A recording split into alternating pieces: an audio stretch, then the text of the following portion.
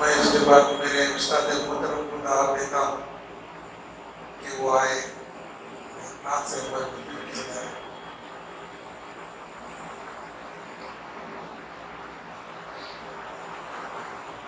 السلام علیکم ورحمۃ اللہ وبرکاتہ. درود شریف پڑھنا. اللہم صل علی سیدنا محمد وعلی آلہ وصحبہ وسلم کما تحب و ترضى عدد ما تحب و ترضى. سارے نبیوں کے عہدے بڑے ہیں، سارے نبیوں کے عہدے بڑے ہیں، میرے آقا کا منصب جدا ہے. سارے نبیوں کے عہدے بڑے ہیں، میرے آقا کا منصب جدا ہے. وہ امام صف انبیاء ہیں، ان کا رتبہ بڑوں سے بڑا ہے. وہ امام صف انبیاء ہیں، ان کا رتبہ بڑوں سے بڑا ہے. کوئی لفظوں میں کیسے بتا دے ان کے رتبے کی حد ہے تو کیا ہے. کوئی لفظوں میں کیسے بتا دے ان کے رتبے کی حد ہے تو کیا ہے. ہم نے اپنے بڑوں سے سنا ہے، ہم نے اپنے بڑوں سے سنا ہے، صرف اللہ ان سے بڑا ہے. صرف اللہ ان سے بڑا ہے. وہ جو ایک شہر نور الہدیٰ ہے، جلوہ گاہوں کا ایک سلسلہ ہے. وہ جو ایک شہر نور الہدیٰ ہے، جلوہ گاہوں کا ایک سلسلہ ہے. جس کی ہر صبح شمس و ضحیٰ ہے، جس کی ہر شام بدر الدجا ہے. جس کی ہر صبح شمس و ضحیٰ ہے، جس کی ہر شام بدر الدجا ہے.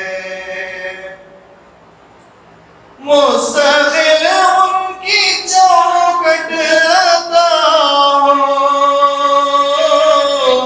میرے معبود یہ التجا ہے. مستقل ان کی چوکھٹ عطا ہو، میرے معبود یہ التجا ہے. کوئی پوچھے تو یہ کہہ سکوں میں، باب جبریل میرا پتا ہے. کوئی پوچھے تو یہ کہہ سکوں میں، باب جبریل میں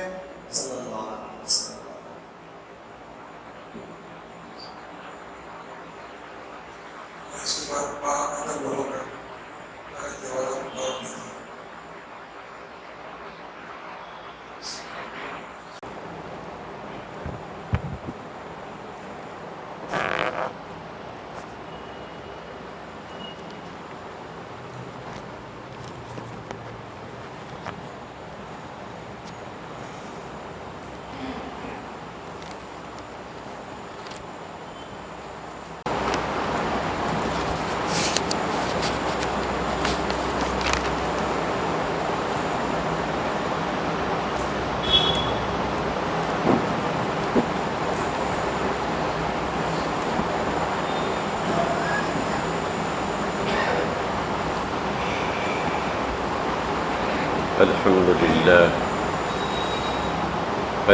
لله رب العالمين والصلاة والسلام على سيد المرسلين وعلى آله وأصحابه أجمعين. أما بعد، فأعوذ بالله من الشيطان الرجيم. بسم الله الرحمن الرحيم. يا أيها الناس اعبدوا ربكم الذي خلقكم والذين من قبلكم لعلكم تتقون. اللہ کی حمد و ثنا فخر موجودات صلی اللہ علیہ وسلم پر درود و سلام کے بعد آپ سبھی سامعین کی خدمت میں السلام علیکم ورحمۃ اللہ وبرکاتہ.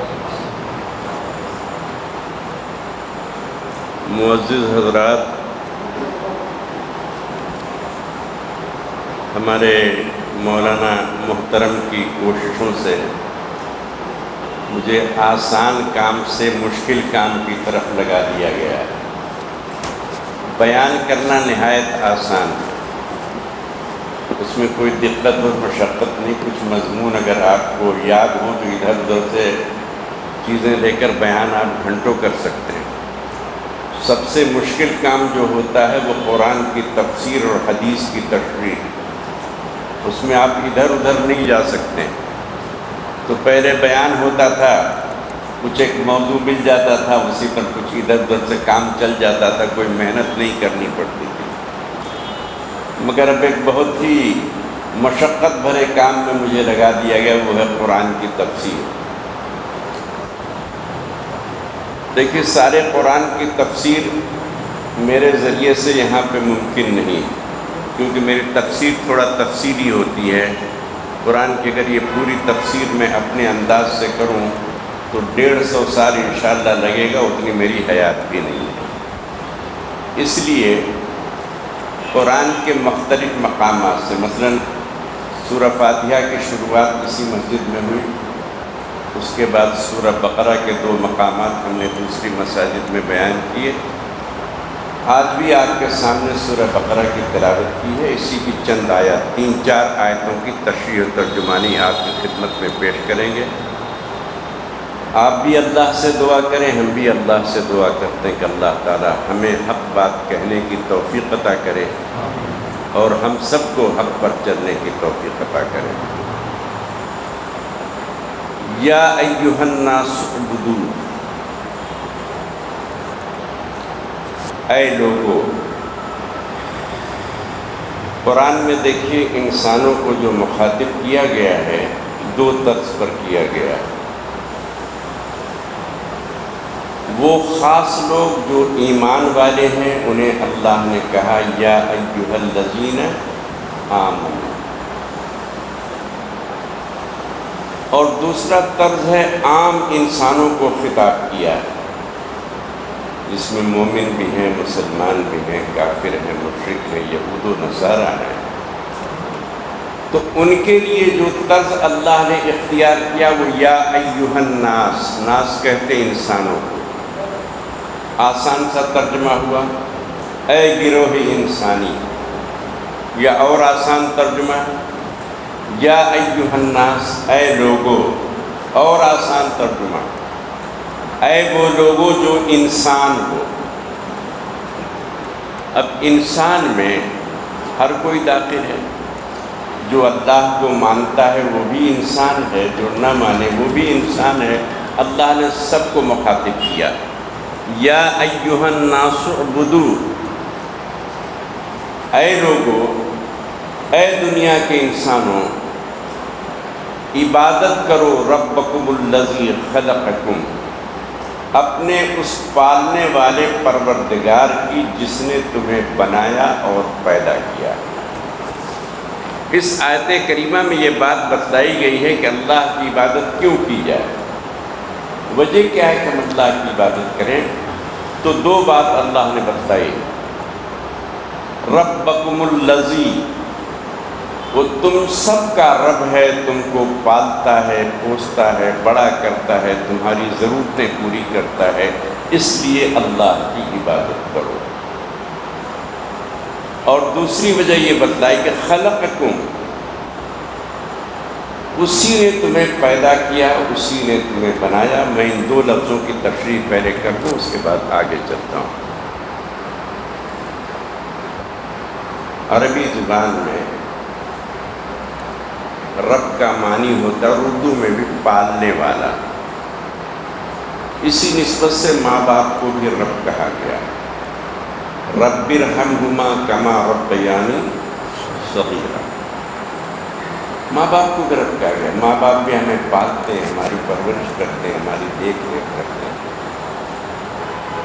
مگر معزز سامعین کرام، جب رب کی نسبت اللہ کی طرف ہوتی ہے، جیسا کہ یہاں پہ ہے، تو اس کا معنی پھر بدل جاتا ہے۔ اس کا آسان سا معنی ہے انسان کی ضرورتوں کو پورا کرتے ہوئے انہیں پال پوس کر بڑا کر دینا، یہ رب کی تشریح۔ مثال کے طور پر ماں باپ ہمیں پیٹ کے اندر نہیں پالتے، جب بچہ پیٹ سے باہر آتا ہے تب ماں باپ پالتے ہیں، مگر پیٹ میں کون پالتا ہے؟ اللہ۔ وہاں ہمارے باپ کو، ہماری ماں کو، دادا کو، دادی کو، کسی کو کوئی عمل دخل نہیں، مگر اللہ وہاں 9 مہینے پالتا نہیں پالتا۔ ہماری جان آتی ہے، جسم بنتا ہے، ہڈیاں بنتی ہیں، رگیں بنتی ہیں، پٹھے بنتے ہیں، ساری چیزیں بنتی ہیں، کون بناتا ہے؟ اور کون بچے کی ضرورتوں کو پورا کرتے ہوئے اسے پہلے دن سے 9ویں مہینے تک اس کی پرورش کرتا ہے؟ آپ غور کیجئے، ماں کے پیٹ میں انسان کی رگوں میں خون دوڑتا ہے، اس کا دل بھی دھڑکتا ہے۔ 4 مہینے کے بعد دل وغیرہ ایک حد تک بننا شروع ہو جاتا ہے، تو دل بھی دھڑکتا ہے، رگوں میں خون بھی دوڑتا ہے۔ روٹی، اڈلی، چٹنی، کوئی چیز باہر سے جاتی ہے؟ باہر سے کوئی دودھ کی باٹل، روٹی، حلوے، مربے، کوئی چیز بچے کے لیے جاتی ہے؟ کون سے حلوہ، مربہ اور اڈلی والی طاقت دیتا ہے؟ اللہ تعالیٰ۔ دل دھڑک رہا ہے، یہ زندگی کی علامت ہے، رگوں میں خون دوڑ رہا ہے، زندگی کی علامت ہے۔ مگر وہ زندگی کیسے چلتی ہے؟ باہر سے تو کوئی غذا جاتی نہیں، کھانا نہیں جاتا، پانی نہیں جاتا، کچھ بھی نہیں جاتا۔ بچہ کیا کھاتا ہے اور کون اسے کھلاتا ہے؟ اللہ۔ اس وقت بچے کی ضرورت ہے، اسے جو ذات پورا کرتی ہے اسے رب کہتے ہیں۔ اور دیکھیے اللہ کی قدرت، ماں کے ذریعے سے اولاد کو پیٹ میں پانی بھی مل جاتا ہے، غذا بھی مل جاتی ہے۔ اللہ نے ایسا سسٹم بنایا ہے کہ ماں جو کچھ کھاتی ہے اسی کے ذریعے سے بچے کی بھوک بھی مٹ جاتی ہے، پیاس بھی ختم ہو جاتی ہے۔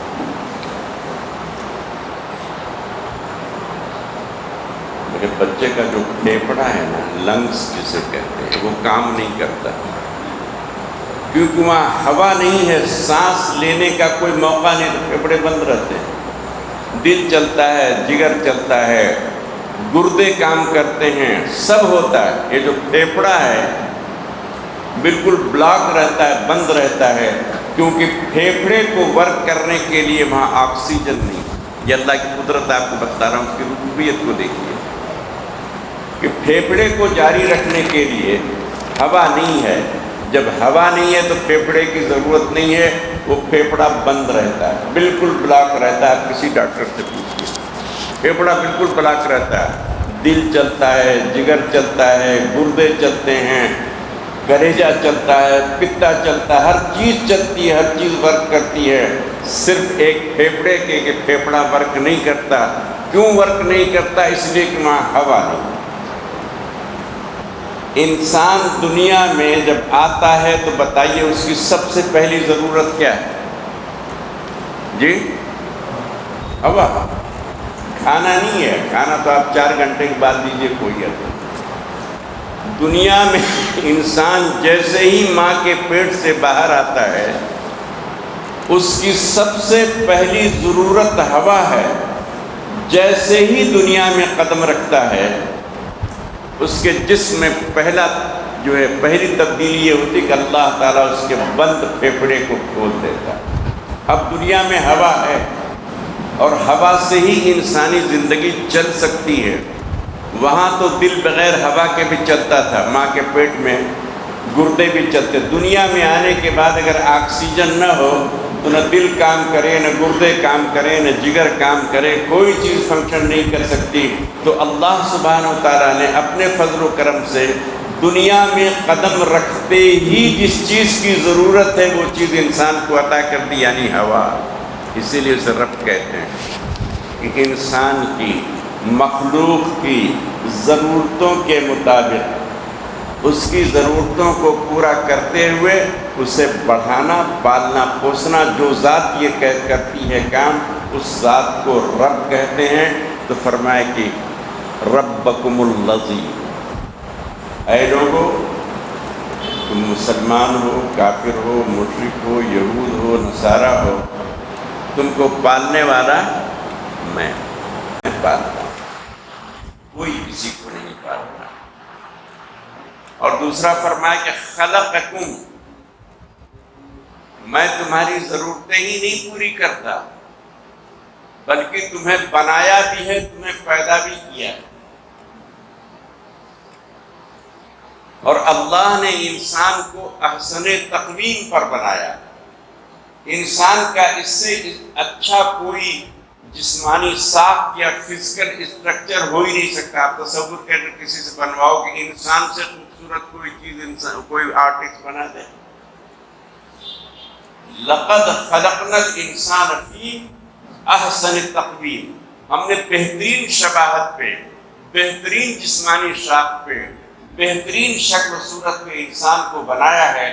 کوئی تصور بھی کر کے انسان سے زیادہ خوبصورت، انسان سے زیادہ بہترین فزیکل اسٹرکچر رکھنے والی کوئی مخلوق دنیا میں پیدا نہیں کر سکتا۔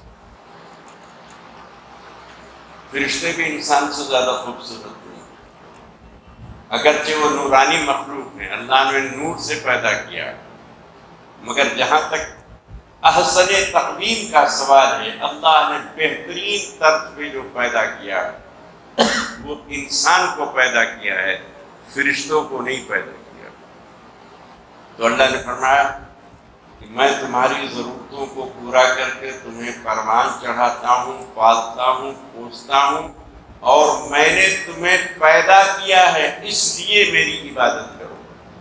جواب آپ کو مل گیا کہ اللہ کی عبادت کیوں کی جائے؟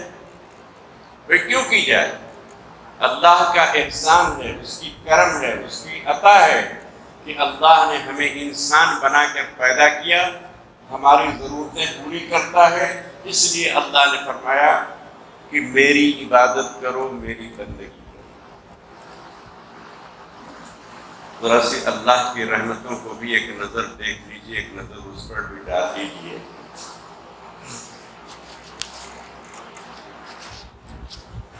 ابھی آپ نے بتایا کہ انسان کی پہلی ضرورت ہوا ہے، ہوا کے بعد پانی ہے، پانی کے بعد کھانا ہے، پھر ہزاروں اللہ کی نعمتیں ہیں، سورج کی روشنی ہے، زمین ہے، آسمان ہے، بارش ہے، گرمی ہے، سردی ہے، سب اللہ کی نعمتیں اور رحمتیں ہیں۔ مگر ان ساری نعمتوں اور رحمتوں میں سب سے بڑی نعمت ہوا ہے۔ ہوا کے بغیر آپ زندہ نہیں رہ سکتے، کھانے کے بغیر کچھ دن زندہ رہ سکتے ہیں، پانی کے بغیر بھی کچھ دن زندہ رہ سکتے ہیں، ہوا کے بغیر آپ چند منٹ سے زیادہ زندہ نہیں رہ سکتے۔ ایک انسان ایک گھنٹے میں 1000 سانسیں لیتا ہے۔ تندرست آدمی ہے تو 10-20 کم، کوئی کمزور آدمی ہے تو 2-4 سانسیں زیادہ لیتا ہے، کسی کو دمے کی شکایت ہے، کوئی آتا ہے وہ زیادہ سانسیں لے لیتا ہے، تندرست ہے، تگڑا ہے تو 950, 960, 975 سانسیں لیتا ہے۔ سانس لینے کا جو ایک ایوریج ہے، ایک گھنٹے میں 1000 سانسیں۔ اس کی قیمت کبھی آپ نے سوچی اور لگائی ہے کہ 1000 سانسوں کی قیمت کیا ہوگی؟ اللہ نہ کرے کہ کبھی ہمیں ہاسپٹل جانا ہو، مگر بہرحال انسان جاتا ہے، وہاں جو آکسیجن لگائی جاتی ہے کسی انسان کو آکسیجن کی ضرورت پڑتی ہے تو 1 گھنٹے کی آکسیجن کی قیمت 1500 روپے ہاسپٹل والے چارج کرتے ہیں. کسی کا بل ہے تو دیکھ لیجیے گا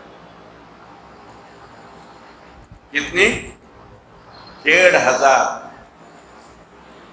24 گھنٹے کے آکسیجن کی کیا قیمت ہوئی؟ 36,000. یعنی ایک دن میں اللہ کی جو نعمت آکسیجن کے شکل میں ہے ہم اس سے اپنے جسم کو زندہ رکھے ہوئے ہیں, اس کی قیمت ہوئی 36,000. 30 دن کی کتنی ہوئی؟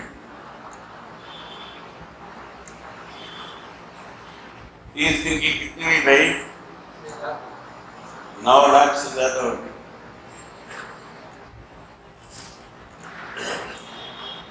30 کی یا 90 اور پھر 36 کو 30 سے ملٹیپلائی کیا, تقریباً 12 لاکھ روپے کی آکسیجن اللہ کی ہم نے دیتے ہیں 10 سال میں. یہ تو 1 مہینے کی آکسیجن ہے 12. 1 سال کی قیمت 1,44,00,000 ہوتی. 80 سال اگر زندہ رہیں تو 150 کروڑ کی آکسیجن لے لیتے ہیں. آپ میں سے کسی کے پاس اتنا پیسہ ہے کہ وہ 150 کروڑ کی آکسیجن خرید کر جو ہے اپنے کو زندہ رکھ سکے؟ آپ رکھ سکتے ہیں, میں رکھ سکتا ہوں. دنیا کے بڑے سے بڑے مالدار انسان کے لیے بھی 2, 4, 10 سال سے زیادہ رہنا ممکن نہیں. بھئی وہ ہوگا, اس کی بیوی ہوگی, 2 پوتے ہوں گے, 4 لڑکے ہوں گے, 2 لڑکیاں ہوں گی, کتنی آکسیجن ہوتی ہے, بیچارہ دیوالا ہو جائے گا. اللہ کس طرح سے لوگوں کو پالتا ہے. ایسی انمول نعمت ہے کہ ہم پیسہ دے کر خرید نہیں سکتے. تو اللہ سبحانہ وتعالیٰ نے یہ نعمت ہمیں مفت میں دی. اگر یہ نہ ہو تو ہم زندہ نہیں رہ سکتے, یہ نہ ہو تو ہم آگے بڑھ نہیں سکتے, یہ نہ ہو تو ہم مر جائیں. اللہ سبحانہ وتعالیٰ نے ایسی نعمت ہمارے لیے مہیا کی کہ اس آکسیجن کی برکت سے, اس کے ذریعے سے ہماری زندگانی رواں دوا ہے. اس لیے فرمایا کہ میری عبادت کرو. بندگی کی وجہ بتائی کہ میری عبادت تمہیں کیوں کرنی. تو پہلی وجہ یہ بتائی کہ میں تمہارا رب ہوں, تمہیں پالتا ہوں, پوستا ہوں, کھلاتا ہوں, پلاتا ہوں, تمہاری ضرورتیں پوری کرتا ہوں, اور یہ کہ میں نے تمہیں پیدا بھی کیا.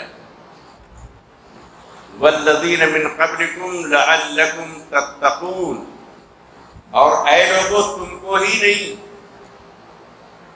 تم سے پہلے جتنے لوگ بھی دنیا میں گزر چکے, نبی ہوں, ولی ہوں, شہید ہوں, عالم ہوں, جتنے لوگ بھی گزر چکے, اللہ فرماتا میں نے انہیں بھی پیدا کیا. ان کا پیدا کرنے والا کوئی اور نہیں کہ حضرت آدم کو کسی اور نے پیدا کیا ہو, ابراہیم کو کسی اور نے پیدا کیا ہو, کسی عالم کو اللہ کے علاوہ کسی نے پیدا کیا. نہیں, تمہیں اور تم سے پہلے جتنے لوگ دنیا میں گزر چکے ہیں, من قبلکم لعلکم تتقون. اللہ نے مثال دی کہ تم اس میں غور کرو, فکر کرو, اللہ کی ذات کو جانو اور پہچانو, اور اللہ کے ساتھ تقوی اختیار کرو, پرہیزگاری اختیار کرو. اس کے بعد اللہ سبحانہ وتعالیٰ نے اپنی کچھ نعمتوں کا ذکر فرمایا.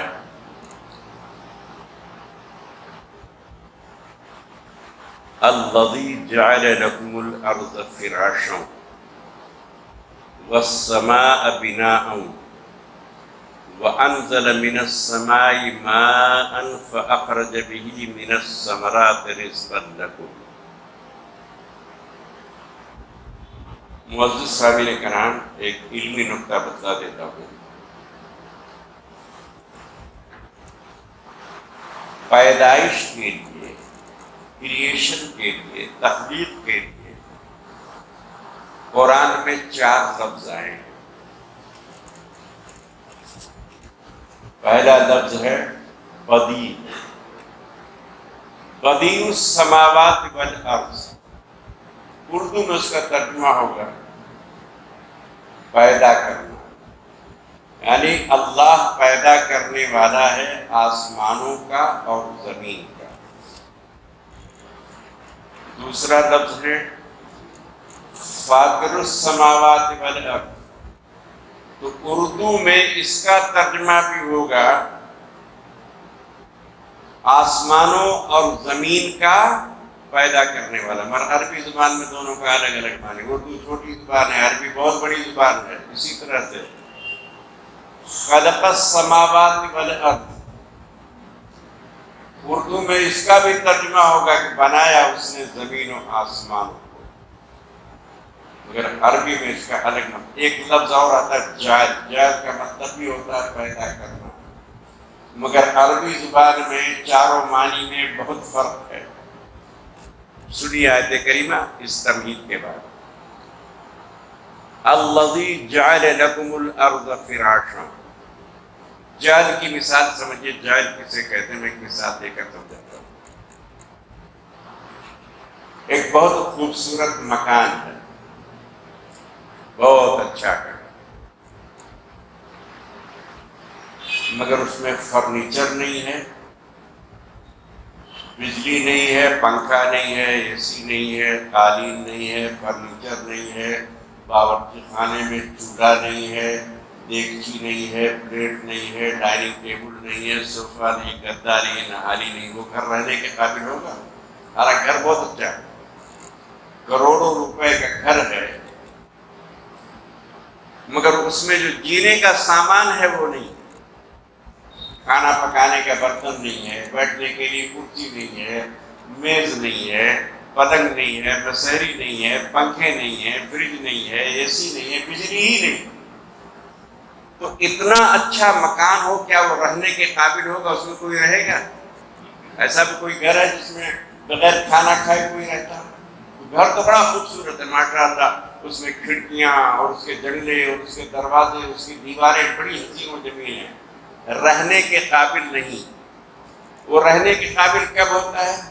جب اس کے اندر باورچی خانہ بھی ہو، اس کے اندر پانی بھی ہو، بجلی بھی ہو، پنکھا بھی ہو، اس کے اندر کارپٹ بھی ہو، بیٹھنے کے لیے ٹیبل کرسی ہو، ساری چیزیں ہو، تب وہ رہنے کے قابل ہوتا ہے۔ یہ جو ایڈیشنل فٹنگ ہے نا، یہ مکان کی ضرورت نہیں، مکان تو بغیر اس کے بھی ہے، مگر یہ جو ایڈیشنل فٹنگ ہے، پنکھا ہے، کرسی ہے، بجلی ہے، اے سی ہے، گیس کا چولہا ہے، یہ ڈیکوریشن کے لیے ہوتا ہے۔ جعل کا یہ اللہ نے زمین بنائی، آسمان بنایا، سب بنا دیے، زمین کو اگر رہنے کے قابل نہ بناتا تو ہم زمین پہ رہ سکتے تھے؟ اچھا آپ زمین پہ غور کرو، اللہ نے کیسے رہنے کے قابل بنایا۔ زمین بالکل گول ہے، گول ہے نا، سب آپ پڑھ چکے ہیں بچپن میں اپنے، زمین گول ہے، اور صرف گول ہی نہیں، داہنی طرف 23 ڈگری جھکی ہوئی ہے۔ آپ نے گلوب دیکھا ہے نا، گلوب ایسا سیدھا نہیں ہوتا، ایک راڈ پر ایسے ٹیڑھا رائٹ سائڈ میں جھکا ہوا ہوتا ہے۔ تو زمین گول ہے، 23 ڈگری داہنی طرف جھکی ہوئی ہے، اور 1 منٹ میں 600 کلومیٹر کی رفتار سے گھوم رہی ہے۔ رہنے کے قابل ہے؟ آپ کسی گول چیز پر جو ایسے ٹیڑھی بھی ہو اور گھوم بھی رہی ہو، اس پہ آپ رہ سکتے ہیں؟ ایک بڑی سی پلیٹ میں آپ کوئی پھل فروٹ رکھ کے ایسے اسے گھما دیجئے، دیکھیں سنترا ادھر گرے گا، نارنگی ادھر گرے گی، سیب ادھر گرے گا۔ اگر یہ زمین گول ہے، ٹیڑھی ہے، گھوم رہی ہے، تو فرض کر لیں اس مسجد میں ہم بیٹھے ہوئے ہوتے اور ایک ہی چکر ایسے زمین مارتی تو ادھر کوئی آمبور میں رہتا، کوئی پرنام پیٹ میں، کوئی بیلور میں رہتا، کوئی مڈراس میں میرینا بیچ کے سمندر میں ہوتا۔ ایسی چیز کو اللہ نے رہنے کے قابل بنایا نہیں بنایا۔ زمین گول ہے، ٹیڑھی ہے، جھکی ہوئی ہے، گردش کر رہی ہے، پھر بھی ہم زمین پہ بیٹھے ہیں نہیں بیٹھے، چل رہے ہیں، کھا رہے ہیں، پی رہے ہیں، مکان بنا رہے ہیں، دکان بنا رہے ہیں، شادیاں کر رہے ہیں، کاروبار کر رہے ہیں۔ تو اللہ نے فرمایا الذی جعل لکم الارض فراشا، اللہ نے، فراش کہتے ہیں فرش کو، اس زمین کو تمہارے لیے رہنے کے قابل بنایا۔ یہ رہنے کے قابل ہے نہیں، آپ تجربہ کر کے دیکھو، اتنی بڑی ایک گول سی چیز بناؤ، ٹیڑھا کر دو اور اس کے اوپر کوئی چیز رکھ دو، اسے گھما دو، دیکھو کوئی چیز اپنی جگہ پہ رہتی ہے؟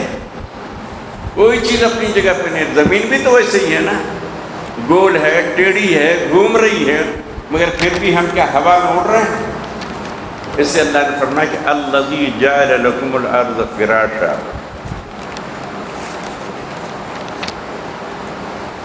اے لوگو اللہ ہی ہے جس نے زمین کو بنایا، مگر اس زمین کو بعد میں تمہارے رہنے کے قابل بنایا۔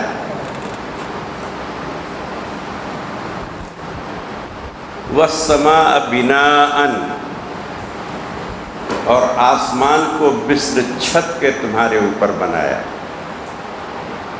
وَأَنزَلَ مِنَ السَّمَاءِ مَاءً، اور اس نے آسمانوں سے تمہارے اوپر پانی نازل کیا، آسمانوں سے تمہارے لیے پانی اتارا۔ انزل کہتے اتارنے کو۔ وَأَنزَلَ مِنَ السَّمَاءِ مَاءً، ماں کہتے ہیں پانی کو، اور اس اللہ نے تمہارے اوپر رحم کرتے ہوئے تمہارے لیے آسمانوں سے پانی برسائے۔ آپ صرف اللہ کے پانی کے نظام کو دیکھیں، آسمان میں پانی نہیں ہے، یہ پانی کہاں سے اٹھتا ہے؟ بادل کہاں سے اٹھتے ہیں بھائی؟ سمندروں سے اٹھتے ہیں۔ یہ جو ہمارے سروں پہ پانی برستا ہے، یہ پانی آسمانوں سے نہیں آتا، اصل اس کی بنیاد زمین ہے، زمین میں جو سمندر ہیں اس میں سے وہ بادل اوپر اٹھتے ہیں۔ اللہ کی قدرت دیکھیے کہ ہمارے سروں پر، ہمارے گھروں پر، ہماری چھتوں میں، کھیت کھلیان میں جو پانی برستا ہے وہ بالکل میٹھا ہوتا ہے۔ سمندر کا پانی کیسا ہوتا ہے؟ کھارا ہوتا ہے۔ یہ اللہ کی قدرت دیکھیے کہ کھارے پانی سے اللہ تعالیٰ میٹھے پانی کے بادل اوپر اٹھاتا ہے، پھر ہواؤں کے ذریعے وہ بادل ہمارے آسمانوں میں، یعنی ہمارے گڈیاتم میں، برنامپٹ میں، بیلور میں، بنگلور میں، حیدرآباد میں، آسمانوں پہ آتے ہیں وہ بادل۔ سارے بادل برستے نہیں، سارے بادل برستے نہیں، برستے وہی ہیں جن کو اللہ برسنے کا حکم دیتا ہے۔ تو آسمانوں سے جو پانی ہمارے سروں پہ، کھیتوں پہ، کھلیانوں پہ، چھتوں پہ، گلیوں میں برستا ہے، وہ پانی آسمان کا نہیں ہے، سمندر کا ہے۔ سمندر سے وہ بھاپ بن کر اوپر اٹھے، آسمانوں میں پہنچے، بادل کی شکل بنی، اور اللہ سبحانہ وتعالیٰ نے اس بادل میں سے پھر پانی برسایا۔ قدرت کا نظام دیکھیے، یہ پانی ہمارے چھتوں پر، گھروں پر، سروں پر، سڑکوں پہ، کھلیان میں، کھیت میں ایک ایک قطرہ ٹپکتا ہے، ایک کے پیچھے قطرات آتے ہیں۔ وہ سارے قطرات کو جمع کر کے اللہ تعالیٰ اگر ایک بار وہ پانی کھول دے تو وائی ناڈ میں، کیرلا میں جو ہوا نا، بادل پھٹے اور لمحوں میں 200-250 لوگ چلے گئے، وہاں بادل ایک دم پھٹ گیا، بالکل بیک وقت پانی جو نازل ہوا آسمانوں سے، تو پوری جو ہے وائناڈ میں تباہی پھیل گئی، ابھی تک وہاں تباہی ہی تباہی ہے۔ یہ اللہ کی قدرت ہے کہ بادل پھٹ کر ہمارے گھروں چھتوں پہ پانی نہیں برستا، بوند بوند برستا، ایک کے بعد ایک قطرے، ہزاروں کروڑوں ٹن جو ہے پانی برستا ہے، کچھ نہیں ہوتا۔ یہی پانی اگر اللہ تعالیٰ ایک دم سے کھول دے، بادل پھٹ جائے، تو آپ کا یہ شہر جو ہے صفحہ ہستی سے مٹ جائے گا، اس کا کوئی وجود نہیں باقی رہے گا، ہسٹری میں چلا جائے گا۔ معزز صاحب کرام، تو اللہ نے وہی چیز بیان فرمائی کہ وَأَنزَلَ مِنَ السَّمَاءِ مَاءً، اور ہم اس سے قطرے قطرے پانی تمہاری زمینوں پر برساتے ہیں، فَأَخْرَجَ بِهِ مِنَ الثَّمَرَاتِ رِزْقًا لَكُمْ، اور پھر اس پانی کی برکت سے، اس پانی کی بدولت ہم زمینوں سے نکالتے ہیں کھانے پینے کی چیزیں، من الثمرات پھل فروٹ کھانے پینے کی چیزیں، رزقا لکم جو تمہارا رزق ہے، جسے تم کھاتے پیتے ہو، جس سے تمہاری زندگی رواں دواں ہے۔ اب آخر میں فرمایا فَلَا تَجْعَلُوا لِلَّهِ أَنْدَادًا وَأَنْتُمْ تَعْلَمُونَ، پس تم اللہ کو چھوڑ کر پانی دے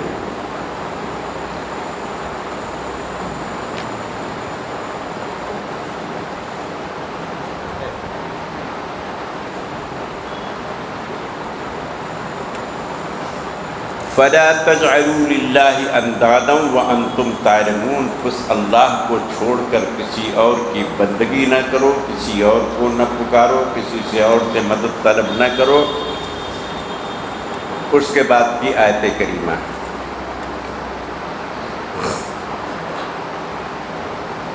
وَإِن كُنتُمْ فِي رَيْبٍ مِّمَّا نَزَّلْنَا عَلَىٰ عَبْدِنَا فَأْتُوا بِسُورَةٍ مِّن مِّثْلِهِ، اے لوگو، اے دنیا کے سارے لوگوں، اس میں اللہ نے سب کو مخاطب کیا۔ وَإِن كُنتُمْ فِي رَيْبٍ مِّمَّا نَزَّلْنَا عَلَىٰ عَبْدِنَا، اے دنیا کے سارے لوگوں، اگر تمہیں قرآن کے اندر کوئی شک ہے کہ جو قرآن ہم نے اپنے بندے خاص محمد صلی اللہ علیہ وسلم پر نازل کیا ہے، یہ قرآن اللہ کا کلام نہ ہو کر یہ محمد صلی اللہ علیہ وسلم نے اپنی جانب سے بنا لیا ہے، اگر تمہیں یہ شک ہے، یہ شبہ ہے، یہ تردد ہے، یہ وسوسہ ہے، فاتو بصورت من مثلہ، تو تم سب کوشش کرو کہ اس قرآن کی کوئی ایک سورہ بنا کر لاؤ۔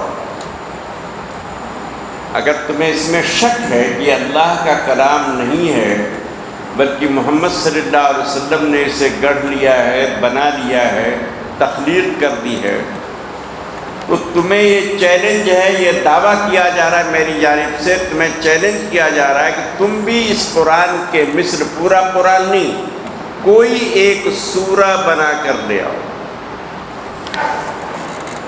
آگے فرمایا وَدَعُوا شُهَدَاءَكُم مِّن دُونِ اللَّهِ إِن كُنتُمْ صَادِقِينَ، اور تم اکیلے ہی نہیں، دنیا میں جس کی مدد لینا ہے لے لو، اپنے عوام کو، انصار کو، یونیورسٹی کے پروفیسرز کو، ڈین کو، ہیڈ آف دا ڈپارٹمنٹ کو، جتنے لوگ لٹریچر کے جاننے والے، فرمایا کہ سب کو جمع کر لو، سب کی مدد لو، اور سارے کے سارے مل کر قرآن کی اس سورہ کے مقابلے میں ایک کوئی چھوٹی سے چھوٹی سورہ بناؤ۔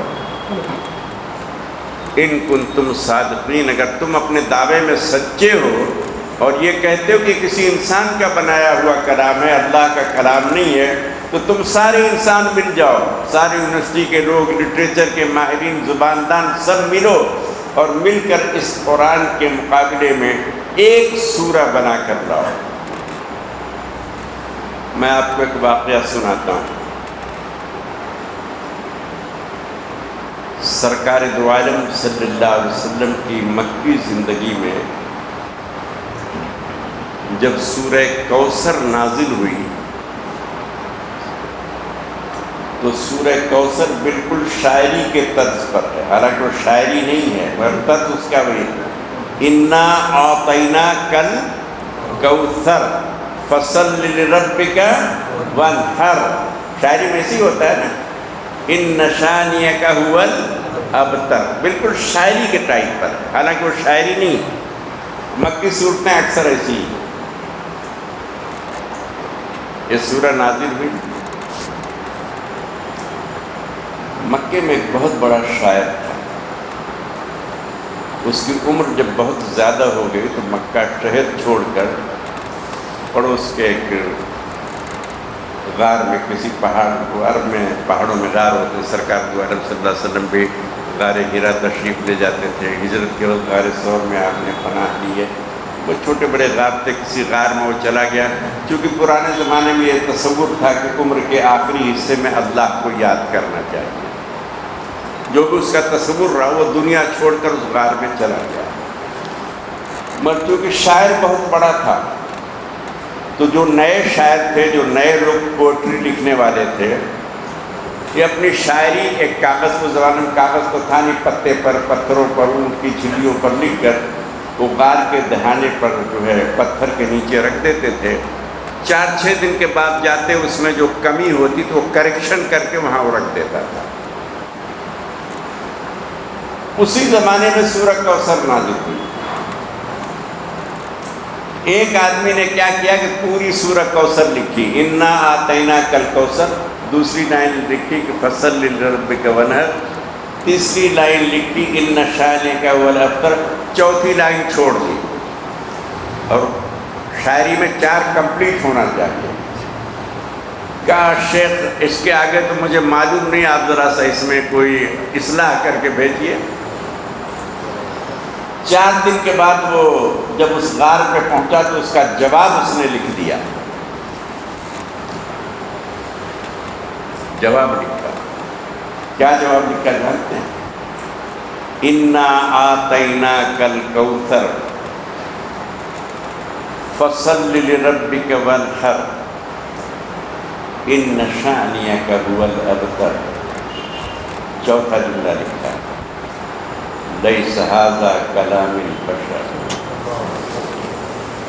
یہ کسی بشر کا کلام نہیں جو تم لکھ کے لے آئے ہو۔ پورا کر دیا، کریکشن کر دیا، جواب لکھ دیا۔ کہا کہ بیوقوف سمجھتے ہو، جو لکھ کر لائے ہو یہ کسی بشر کا کلام نہیں، کوئی انسان نہیں لکھ سکتا۔ یہ قرآن کا چیلنج آج بھی موجود ہے۔ قرآن میں اس چیلنج کو 5 طریقے سے اللہ نے بیان کیا ہے۔ اگر قرآن کے اندر تمہیں شک ہے کہ اللہ کی کتاب نہیں ہے تو اس جیسی ایک کتاب بنا کر لاؤ۔ یہاں اللہ نے فرمایا کہ ایک سورہ بنا کر لاؤ۔ تیسری جگہ فرمایا اس جیسی 10 آیتیں بنا کر لاؤ۔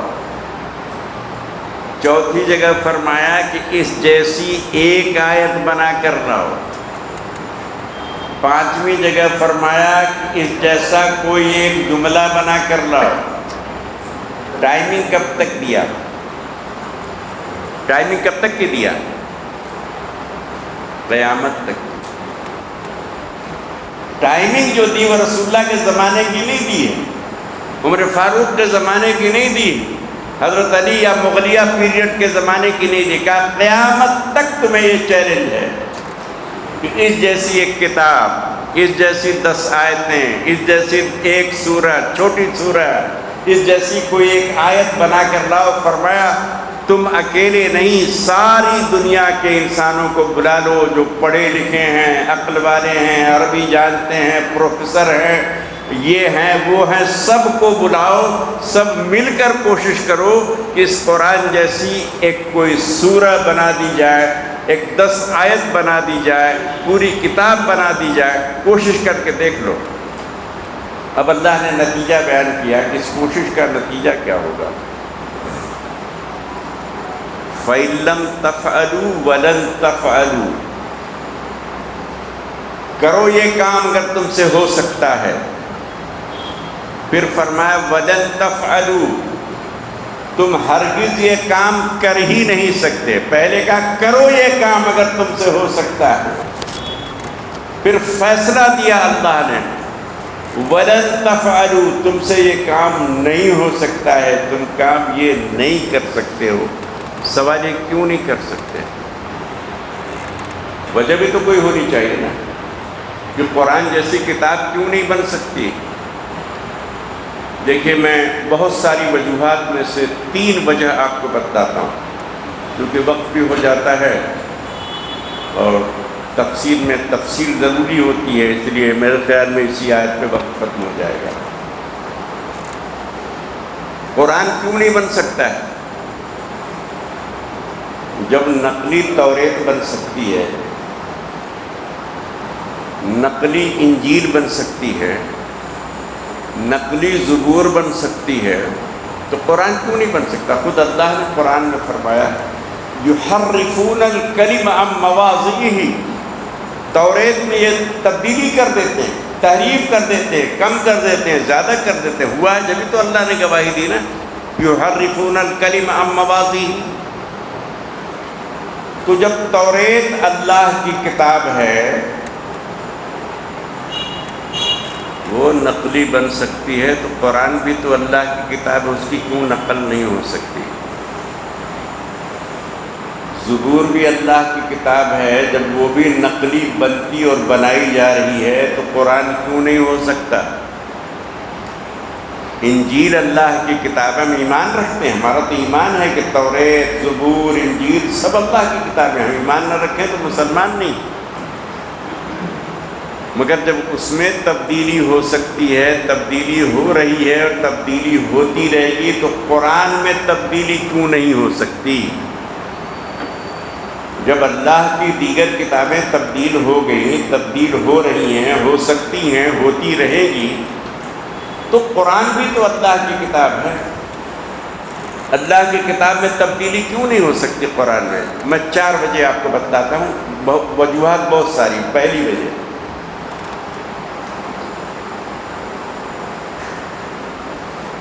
قرآن معظم کے حفاظت کی ذمہ داری کس نے لی ہے؟ اللہ. توریت کے حفاظت کی ذمہ داری اللہ نے بنی اسرائیل پر چھوڑی تھی کہ تم اس کی حفاظت کرو. انسان اپنی چیزوں کی حفاظت نہیں کر سکتا. توریت کی کیا خاک حفاظت کرے گا؟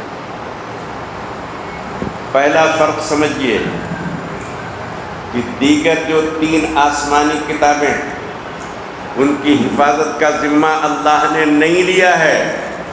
ان کی حفاظت کا ذمہ انہیں سونپا گیا جن کے لیے وہ کتاب نازل کی گئی تھی. وہ نہ اپنی حفاظت کر سکے نہ توریت کی حفاظت کر سکے. قرآن کی حفاظت کی ذمہ داری اللہ نے کسی متولی پر، کسی مصلی پر، کسی عالم پر، کسی مفسر پر، صحابہ پر، تابعین پر، اہل اللہ پر نہیں چھوڑی کہ فلاں ولی صاحب ہوں گے وہ قرآن کی حفاظت کریں گے، فلاں صحابی ہوگا وہ قرآن کی حفاظت کرے گا، فلاں مفسر ہوگا وہ قرآن کی حفاظت کرے گا.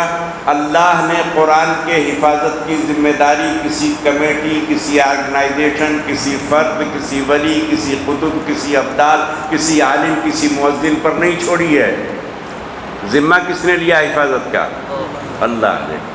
انا نحن نزلنا الذکر وانا لہ لحافظون. ہم نے اس قرآن کو نازل کیا. اللہ فرماتا ہے ہم نے اس قرآن کو نازل کیا ہے اور ہم ہی اس کی حفاظت کرتے ہیں. کسی کی ضرورت نہیں، نہ کسی عالم کی ضرورت ہے، نہ کسی مولوی کی ضرورت ہے، نہ کسی مفسر کی ضرورت ہے. اللہ کا کلام ہے، اللہ نے حفاظت کا وعدہ لیا. سوچئے جو کلام اللہ کی حفاظت میں ہو اس میں کوئی تحریف ہو سکتی ہے؟ 1450 سال کا زمانہ گزر گیا، ایک لفظ کوئی ادھر سے ادھر نہیں کر سکا. حالانکہ کوششیں بہت ہوئی، ہمیشہ کوششیں ہوئی کہ قرآن کو بدلا جائے، قرآن میں تبدیلی کی جائے، مگر اللہ کا یہ کلام اللہ کی حفاظت میں ہے. 1450 سال سے بالکل اسی طرح سے باقی ہے جیسا کہ رسول اکرم صلی اللہ علیہ وسلم پہ نازل ہوا. اور کب تک باقی رہے گا؟ قیامت تک. 14 نہیں، 28 نہیں، 5000 نہیں، 1,00,000 سال بھی گزر جائے، قرآن میں کوئی تبدیلی نہ ہوئی ہے، نہ ہو سکتی ہے، نہ ہونے والی ہے، کیونکہ قرآن کی حفاظت کا ذمہ اللہ نے لیا. دوسری وجہ،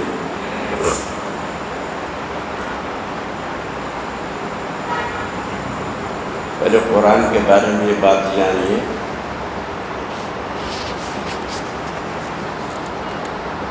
کہ قرآن اللہ کی کتاب ہے. الف لام میم ذالک الکتاب. قرآن اللہ کی کتاب ہے. جیسے قرآن اللہ کی کتاب ہے اسی طرح سے قرآن اللہ کا کلام ہے۔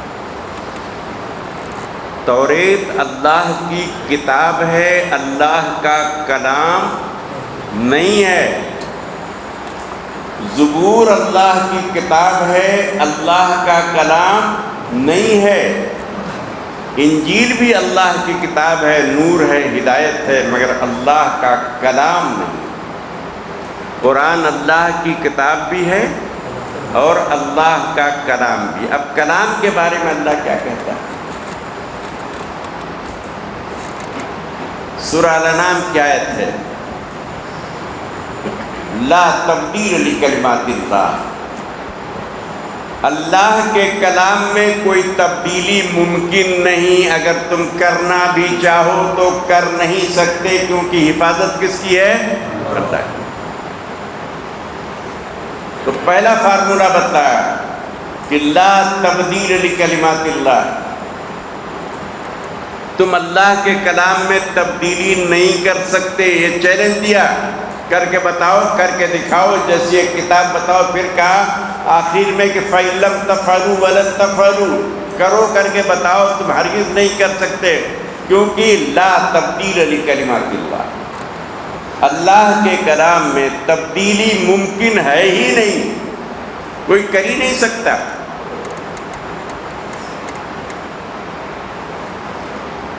دوسری ایک آیت اسی سے ملتی جلتی ہے،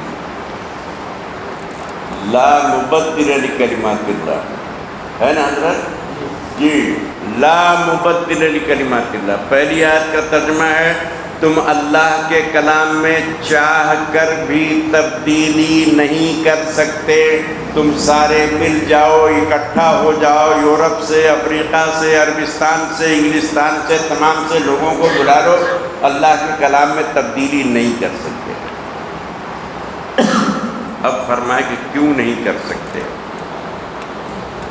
فرمایا لا مبدل لکلمات اللہ، اللہ کا کلام تبدیلی قبول نہیں کرتا۔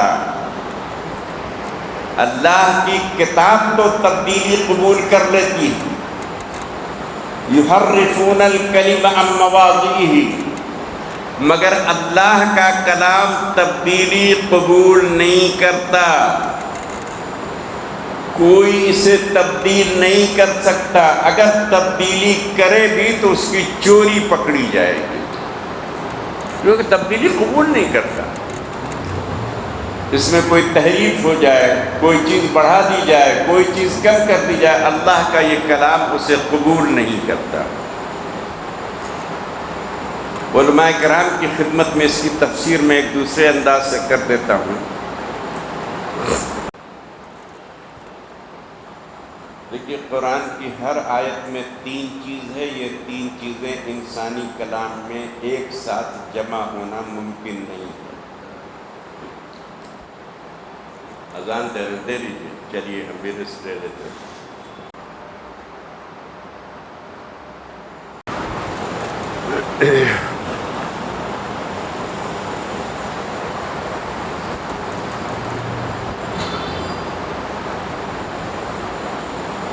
معزز سامعین کرام، قرآن میں تبدیلی کیوں نہیں ہو سکتی؟ اس کی 3 وجوہات ہم نے آپ کی خدمت میں پیش کر دی۔ ایک تو یہ کہ قرآن اللہ کی حفاظت میں ہے، دوسرے یہ ہے کہ اللہ سبحانہ و تعالیٰ نے فرمایا کہ میرے اس کلام میں کوئی تبدیلی نہیں کر سکتا۔ تیسری بات اللہ نے یہ بیان فرمائی کہ میرا یہ کلام کسی تبدیلی کو قبول نہیں کرتا۔ ایک تیسری چیز علماء کرام کی خدمت میں خاص طور سے عرض کر دیتے ہیں، آپ بھی اسے سمجھیں گے، کوئی ایسی بہت پیچیدہ علمی بات نہیں ہے۔ دیکھیے، قرآن کی ہر آیت میں 3 چیزیں پائی جاتی ہیں۔ الحمد سے لے کر الناس تک جتنی آیتیں ہیں، ہر آیت میں 3 چیزیں پائی جاتی ہیں۔ پہلی چیز ہے فصاحت. یہ عربی کا لفظ ہے، میں اردو میں سمجھانے کی کوشش کر رہا ہوں. فصاحت کہتے ہیں زبان کا لٹریچر کے اعتبار سے اونچا ہونا. مثلاً بیٹھ، یہ بھی ایک طریقہ ہے بات کرنے کا. کسی کے بھی بیٹھ، تھوڑا سے اسے اور اچھا کہیں تو کہیں گے بیٹھیے، اور تھوڑا اچھا کہیں تو اجی حضرت بیٹھیے، اور اچھا کہیں تو کہیں گے تشریف رکھیے. سب کا ایک ہی مطلب ہے نا، مطلب سب کا ایک ہی ہے، مگر الفاظ بدل گئے نہیں بدل گئے. بیٹھ میں اور تشریف رکھنے میں کتنا فرق ہے. تو تشریف رکھیے جو ہے یہ فصاحت ہے.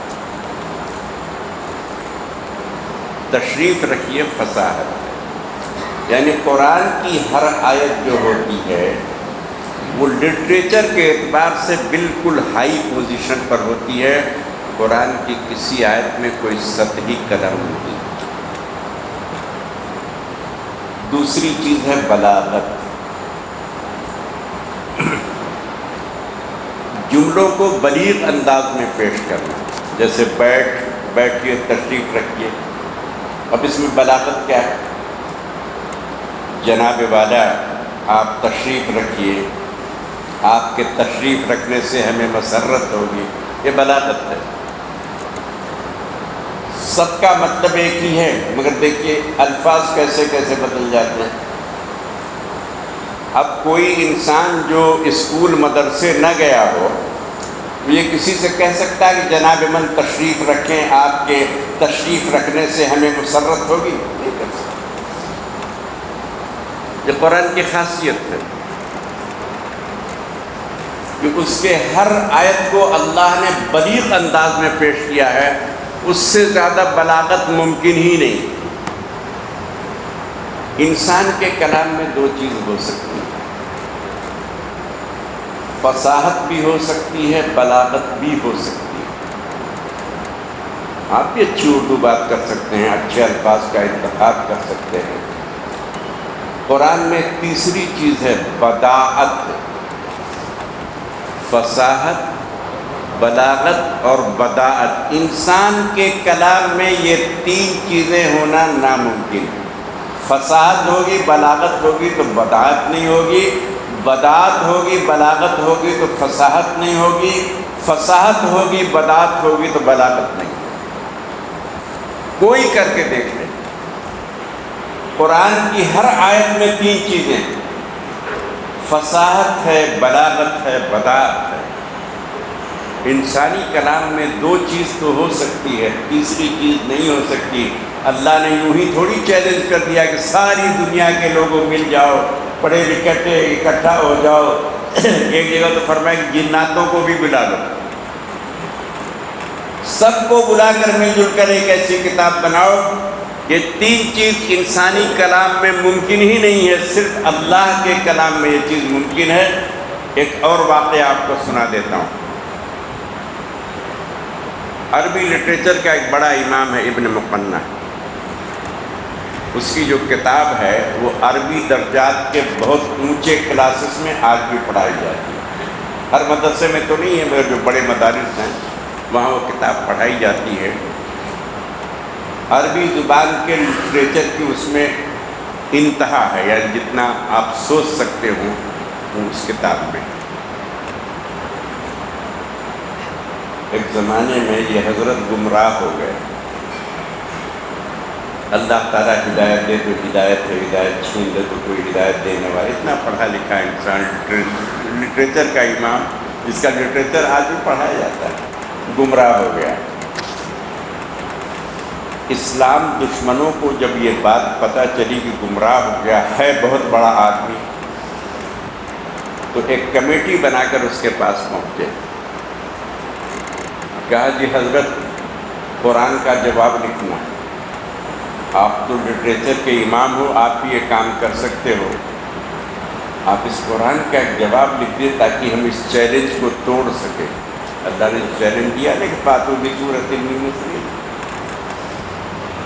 تیار ہو گیا، ٹھیک ہے قرآن کا جواب لکھ دیں۔ لٹریچر کا بہت بڑا امام بتا نا، اس کی امامت آج تک مسلم ہے، اس کی کتابیں آج بھی علماء کو پڑھائی جاتی ہیں اونچی کلاسز میں۔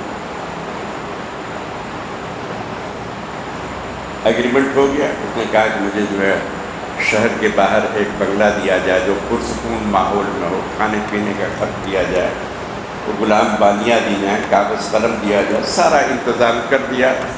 اب یہ ایک قرآن کا جواب لکھنے کے لیے وہاں بیٹھا، جو ٹائم مانگا وہ 1 سال کا، کہ 1 سال میں پورے قرآن کا جواب لکھ دیں گے۔ 6 مہینے گزرنے کے بعد کمیٹی کے لوگ اس کے پاس پہنچے کہ اب تو آدھا تو لکھ ہی دیا ہوگا، جو لکھ دیا ہے اسے ہم ایک جگہ جمع کرائیں، بائنڈنگ کرائیں، اس کی حفاظت کریں۔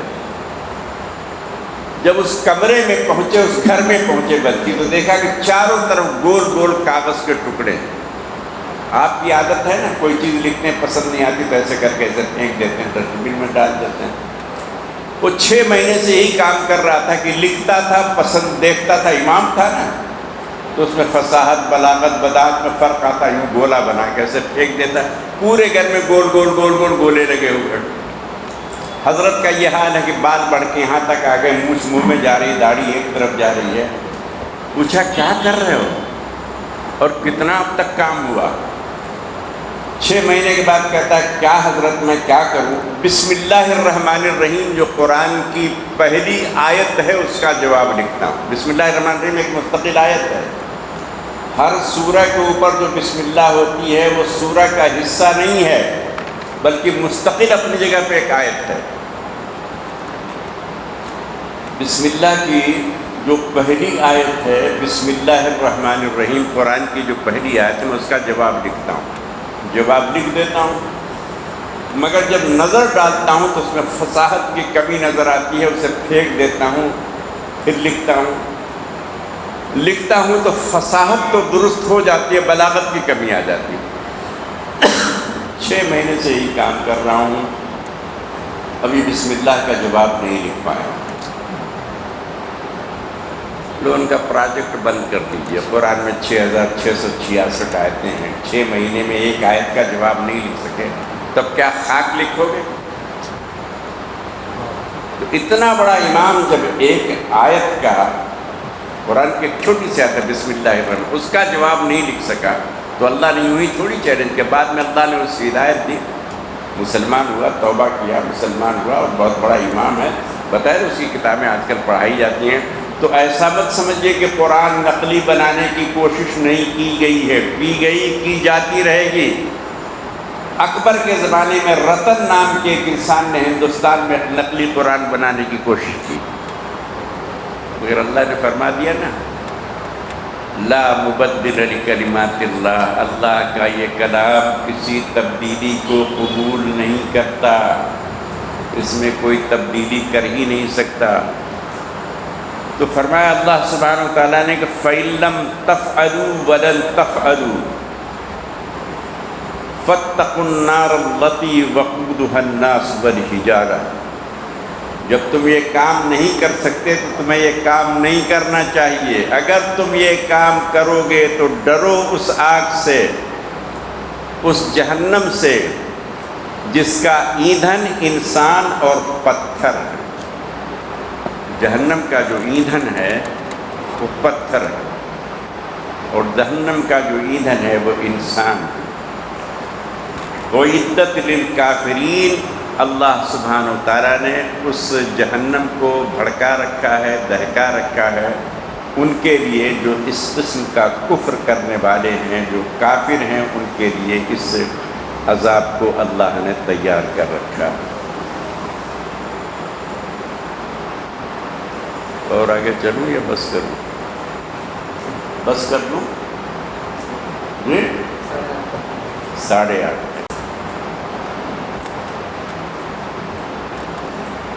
وَبَشِّرِ الَّذِينَ آمَنُوا وَعَمِلُوا الصَّالِحَاتِ، اور بشارت ہے اللہ کی جانب سے، خوشخبری ہے ان کے لیے جو ایمان لائے اور ایمان لانے کے ساتھ ساتھ انہوں نے اچھے اعمال بھی کیے۔ ان لہم جنات تجری من تحتها الانہار، ان کے لیے بشارت ہے کہ یہ جنت میں رہیں گے، ایسی جنتیں جن کے نیچے نہریں بہہ رہی ہوں گی۔ جنت خود کہتے ہیں باغ کو، جنت کا عربی زبان میں جو ترجمہ باغ، مگر عام طور سے ہمارے ہاں جنت جو ہوتا ہے، جنت کی ساری نعمتیں، باغ ہے، محل ہے، کھیتی باڑی، جھرنے، یہ ساری چیزوں کو جنت کہا جاتا ہے۔ ان لہم جنات تجری من تحتها الانہار، ایسی جنت میں ہوں گے جن کے نیچے نہریں بہہ رہی ہوں گی۔ نیچے نہریں کیسے بہہ رہی ہوں گی، اس تفصیل کو آپ سمجھیے۔ آپ نے کبھی فوٹو میں یا کسی واٹس ایپ میں یا کسی اور ذریعے سے یہ سین ضرور دیکھا ہوگا کہ ہماچل میں، کشمیر میں، سوئٹزرلینڈ وغیرہ میں نیچے ندی بہتی ہے، اوپر گھر ہوتا ہے۔ دیکھا ہے کبھی ایسا سین؟ اوپر گھر ہوتا ہے، نیچے سے جھرنے بہتے ہیں۔ مفسرین کہتے ہیں ایک صورت یہ بھی ہو سکتی ہے کہ نیچے سے جھرنے بہ رہے ہیں، کشمیر وغیرہ میں عام ہے، اور اوپر اس کے گھر ہوتا ہے۔ دوسری صورت یہ بتائی من تحتها الانہار کی، کہ اونچائی پر گھر ہوگا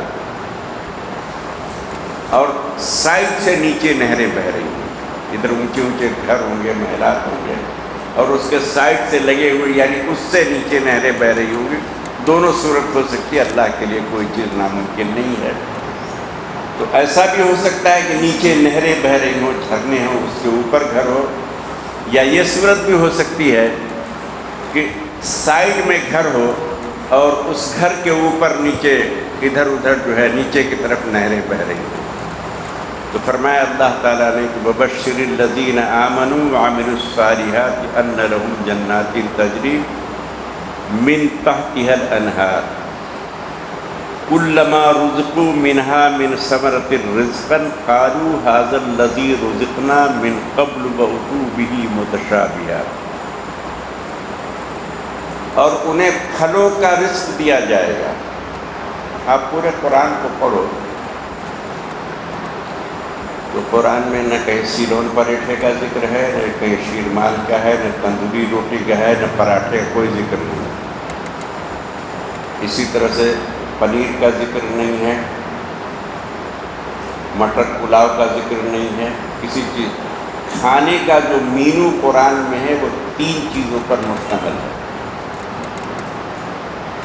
ایک تو ہے پھل فروٹ،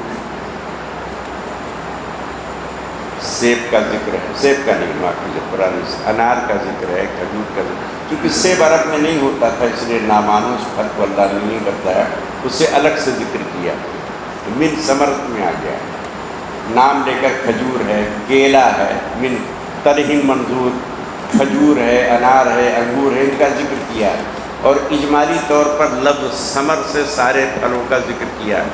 تو قرآن میں کھانے کا جو مینو ہے وہ یا تو فروٹ ہے یا ڈرائی فروٹ ہے، اور دوسری کھانے کی چیزوں میں جو اللہ نے ذکر فرمایا ہے وہ گوشت کا ذکر فرمایا ہے، لحم طیر مما یشتہون، پرندوں کا گوشت اور دیگر جانوروں کا گوشت، یہی 2 مینو ہے۔ مفسرین کہتے ہیں کہ کھانوں میں سب سے افضل یہی 2 چیز ہیں، یا تو پھل فروٹ سب سے افضل ہیں یا گوشت ہے۔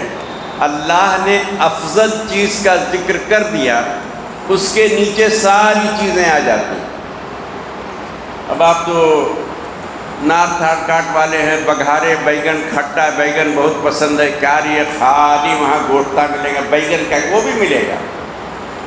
اگر آپ کی خواہش ہوگی بگھارے بیگن کھانے کی، کھٹا بیگن کھانے کی، تو وہ بھی ملے گا، بریانی بھی ملے گی، ہر چیز ملے گی۔ اللہ نے 2 خاص چیز کا ذکر کر دیا۔ قاعدہ یہ ہے کہ جب افضل چیز ذکر کر دی جاتی ہے تو مفضول چیز، یعنی جو کم درجے کی چیز ہوتی ہے، خود بخود اس کے نیچے آ جاتی ہے۔ اب یہاں اللہ نے پھلوں کا ذکر کیا کہ پھلوں کی غذا ہوگی، تو اس کا بھی یہ مطلب نہیں کہ آپ کو روٹی نہیں ملے گی۔ اگر آپ کو روٹی کی خواہش ہوگی تو روٹی ضرور ملے گی۔ ہم تو کہتے ہیں اڈلی سانبر کی بھی اگر خواہش ہوگی تو وہ بھی ملے گی۔ یار یہ تمل کیا کھانا نہیں کہ وہ بھی ہے، اگر آپ کی خواہش ہو. اب یہ الگ بات ہے کہ خواہش ہوتی ہے کہ نہیں سانبر اڈلی کھانے کی، یہ تو اللہ ہی جانتا ہے، مگر اگر آپ کی خواہش ہوگی تو اڈلی سانبر پونگل وڑے بھی ملے گا، بریانی بھی ملے گی، چکن فرائی بھی ملے گا، لحم طیری مما یشتہون چکن 65 بھی ملے گا، جو آپ چاہیں ملے گا. یہاں اللہ نے فرمایا کلما رزقوا منها من ثمرۃ رزقا قالوا هذا الذي رزقنا من قبل وأتوا به متشابها. انہیں پھل دیے جائیں گے کھانے کے لیے، اور جب اس پھل میں سے وہ کھائیں گے، مثلا ایک سیب ہے، انسان سیب کا ایک ٹکڑا کھائے گا تو اس میں سے مزہ کسی دوسرے پھل کا آئے گا، کہے گا ارے اس کے پہلے بھی اسی قسم کا پھل میں نے کھایا تھا. دیکھیے ہر بٹ میں جب بھی آپ کھائیں گے نا الگ الگ مزہ ہوگا. شکل بظاہر سیب کی ہوگی مگر ایک ہی پھل میں مختلف قسم کے پھلوں کا مزہ آئے گا. وجہ کیا ہے آپ جانتے ہیں؟ انسان کی جو نفسیات ہے، انسان کا جو مزاج ہے، وہ جلدی سے بور ہو جاتا ہے. بریانی بہت اچھا کھانا ہے، آپ مہینے بھر کھا سکتے ہیں معلوم، بور ہو جائیں گے 10 دن 5 دن 20 دن، اس کا کہیں گے بس اب جی بھر گیا اب نکو. یہ انسان کی فطرت ہے. گھر کا ہے، رنگ اسکائی بلو کرتا ہے، 3 سال بعد بولتا ہے اسکائی بلو اچھا نہیں، آئیوری کلر کر دو، آئیوری کر دے گا. یعنی تبدیلی انسانی مزاج کی فطرت ہے. آپ ایک ہی کپڑا نہیں پہن سکتے، ایک ہی کھانا نہیں کھا سکتے، ایک جیسے گھر میں نہیں رہ سکتے، ہمیشہ اس میں تبدیلی کرتے رہتے ہیں. پردہ بدلو، پینٹ لگاؤ، یہاں کوئی چیز لگاؤ. یہ انسانی فطرت ہے.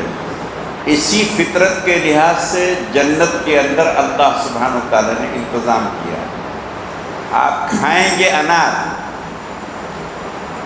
مزہ آئے گا انگور کا، سیب کا، سنترے کا، آڑو کا، چیکو کا، ہر چیز کا مزہ آئے گا. ایک بار نظر ڈالیں گے تو دیوار آپ کی اسکائی بلو رہے گی، دوسری بار نظر ڈالیں گے تو آئیوری کلر کی رہے گی، تیسری بار نگاہ ڈالیں گے تو اور رنگ کی رہے گی، چوتھی بار پر. یعنی ہمیشہ جنت میں تبدیلی رہے گی تاکہ آپ بور ہو. وہی بات اللہ نے بیان فرمائی کلما رزقوا منها من ثمرۃ رزقا قالوا هذا الذي رزقنا من قبل وأتوا به متشابها. ہم نے تو ایک پھل پہلے بھی کھایا ہے، ہو سکتا ہے دنیا کی یاد آتی ہو، مگر دنیا کے پھلوں کو جنت کے پھلوں سے کوئی نسبت نہیں ہے. تو ہر پھلوں میں مختلف مزے ہوں گے. آگے فرمائے کہ وَلَهُمْ فِيهَا أَزْوَاجٌ مُطَهَّرَةٌ وَهُمْ فِيهَا خَالِدُونَ. اور جنت کے اندر پاکیزہ بیویاں ہوں گی.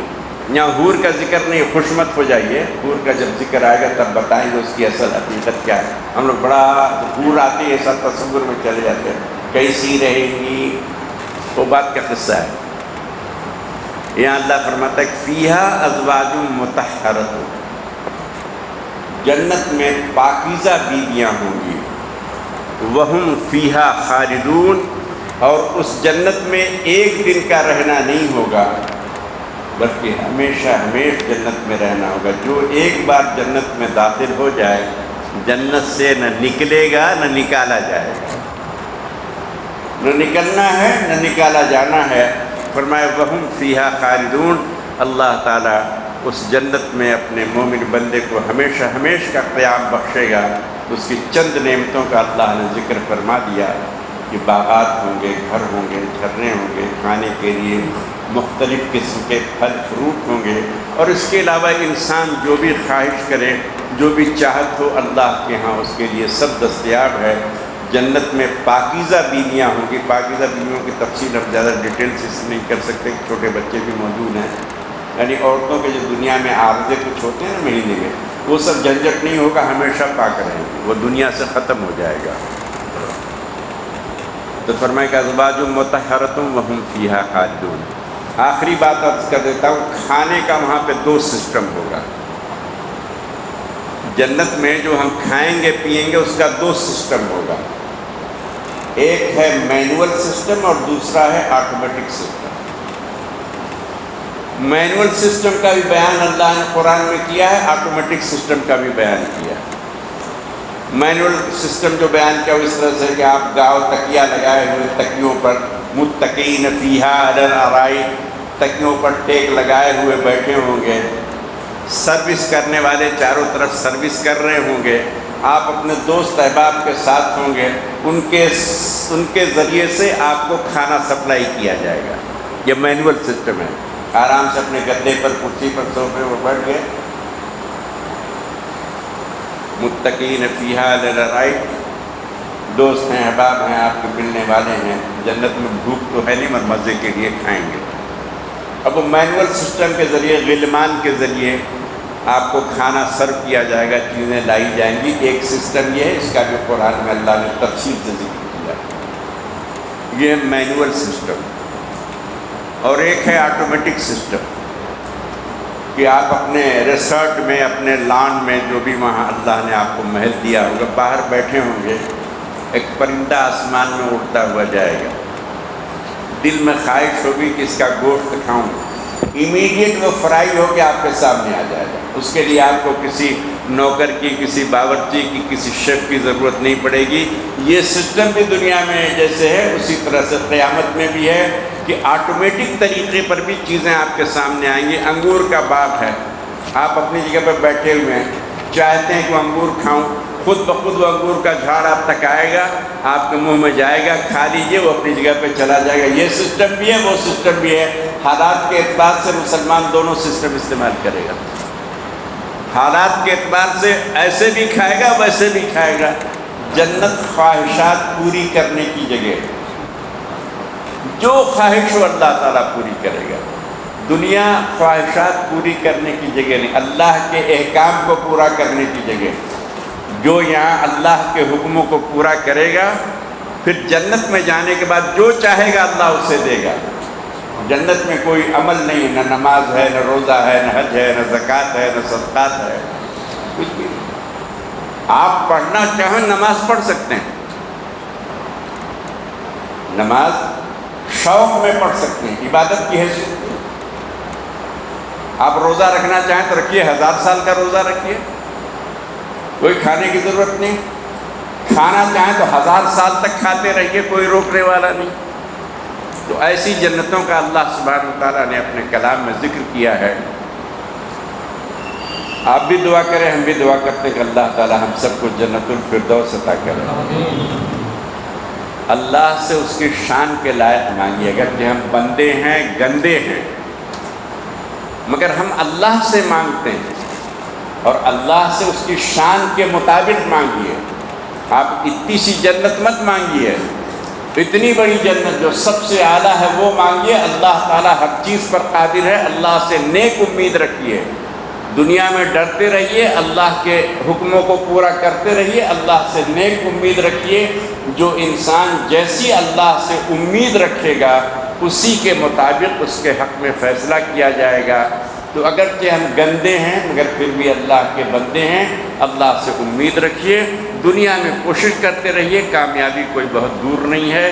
تو اللہ نے فرمایا کہ وَهُمْ فِيهَا خَالِدُونَ، جو مومن بندے ہوں گے انہیں اللہ سبحانہ وتعالیٰ جنت میں ہمیشہ ہمیشہ کا قیام بخشے گا۔ ایک چھوٹی سی بات یہ عرض کرنی ہے کہ ہمارے محترم نے ہمیں یہ حکم فرمایا کہ حضرت حسن رضی اللہ تعالیٰ عنہ کے شہادت کے متعلق کچھ باتیں بیان کر دی جائیں۔ مولانا وقت نہیں رہ گیا ہے، اگلی نشست میں میں آپ کے جو حکم کی تعمیل کر دوں گا، کیونکہ وہ چیپٹر ہے، کم سے کم 10-15 منٹ تو لگے گا، اور وقت بھی ہو گیا ہے، آپ کو بھی بھوک لگ رہی ہوگی اور حضرت کو بھی بھوک لگ رہی ہے۔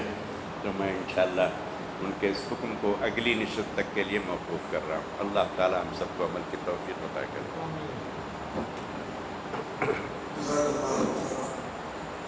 ضروری اعلان ہے، انشاءاللہ اس کے بعد ستمبر سے مولانا کی جو تفصیل چلے گی وہ ایک جگہ پر انشاءاللہ مرکز کی بڑی مسجد میں طے کیے ہیں۔ انشاءاللہ اس کے بعد سے وہیں پر حضرت کی تفصیل شروع ہوگی اور چلے گی انشاءاللہ، جب تک کہ حضرت دوسری جگہ اجازت نہیں دیتے اس وقت تک چلتی رہے گی۔ اب اس کے بعد وقت اور دن کون سا ہے وہ بھی آپ کو انشاءاللہ واٹس ایپ کے ذریعے، نوٹس کے ذریعے